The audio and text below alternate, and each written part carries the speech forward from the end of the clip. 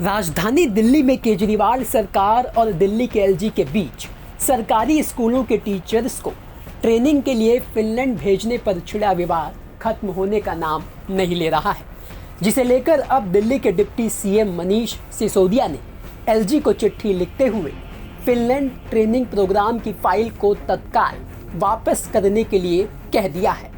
लेकिन सवाल ये है कि जिस फाइल की मंजूरी के लिए दिल्ली में इतना बवाल हुआ, अब उसी फाइल को सिसोदिया ने वापस करने के लिए एलजी को चिट्ठी क्यों लिखी, चलिए बताते हैं आपको। बता दें कि सिसोदिया ने एलजी को चिट्ठी लिख ट्रेनिंग प्रोग्राम की फाइल को तत्काल वापस लौटाने की बात कहते हुए लिखा। 20 जनवरी से एलजी की टेबल पर फाइल पड़ी है, लेकिन अभी तक उन्होंने कोई फैसला नहीं लिया है। कानूनन एलजी किसी फाइल को 15 दिन से ज़्यादा नहीं रोक कर रख सकते हैं, लेकिन इसके बावजूद एलजी इस पर कोई फैसला नहीं ले रहे हैं और 1 महीने से ज़्यादा समय से फाइल दबाकर बैठे हुए हैं। एलजी का डिफरेंस ऑफ ओपिनियन व्यक्त करने का समय खत्म हो गया है, इसलिए संविधान और टीबीआर के नियमों के तहत शिक्षकों को फिनलैंड भेजने पर एलजी के निर्णय लेने का समय खत्म हो चुका है। इसलिए एलजी फाइल वापस लौटाएं ताकि हम अपने शिक्षकों को ट्रेनिंग के लिए फिनलैंड भेज सकें। एलजी ने शिक्षकों को फिनलैंड भेजने संबंधित फाइल में आपत्तियां उठाईं। इन्हें 2 बार दूर किया गया, जिसके बाद दोबारा 20 जनवरी 2023 को एलजी के पास फाइल भेजी गई। लेकिन 1 महीने से ज़्यादा समय बीतने के बावजूद एलजी ने इस पर कोई फैसला नहीं लिया। इसी देरी की वजह से पहला बैच नहीं जा सका और अब मार्च 2023 में शिक्षकों को ट्रेनिंग के लिए फिनलैंड भेजे जाने वाली फाइल एलजी के दफ्तर में 1 महीने से ज़्यादा समय से लंबित है। शिक्षा एक स्थानांतरित विषय है और दिल्ली सरकार के पास इस पर विशेष कार्यकारी नियंत्रण है। एलजी के पास शिक्षा के किसी भी मामले में कोई भी फैसला लेने की शक्ति नहीं है।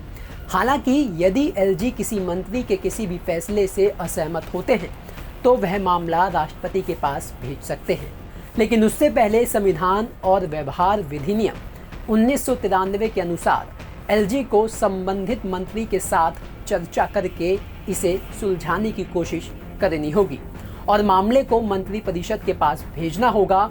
और अगर यहाँ कोई फैसला नहीं निकलता तो फिर एलजी इसे राष्ट्रपति के पास भेज सकते हैं।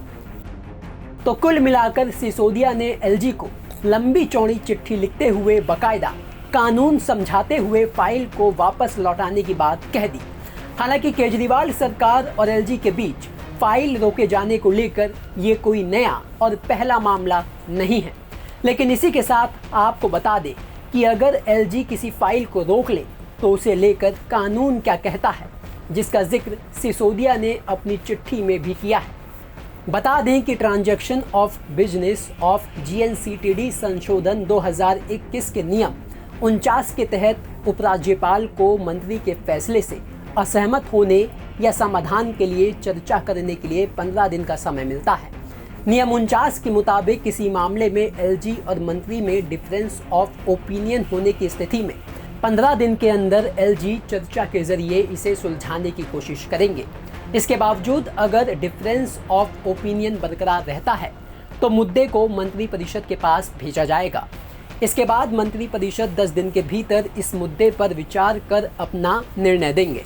इसके बावजूद अगर डिफरेंस ऑफ ओपिनियन बरकरार रहता है तो एलजी नियम 50 के तहत अंतिम फैसले के लिए मामले को राष्ट्रपति के पास भेज सकते हैं। तो कुल मिलाकर एक बार फिर एलजी और केजरीवाल सरकार के बीच फिनलैंड वाली फाइल को लेकर तनातनी शुरू हो गई। ऐसे में देखना ये होगा कि इस रस्साकशी के बीच सरकारी स्कूलों के टीचर्स ट्रेनिंग के लिए फिनलैंड जा पाएंगे या फिर नहीं। ब्यूरो रिपोर्ट, दिल्ली तक।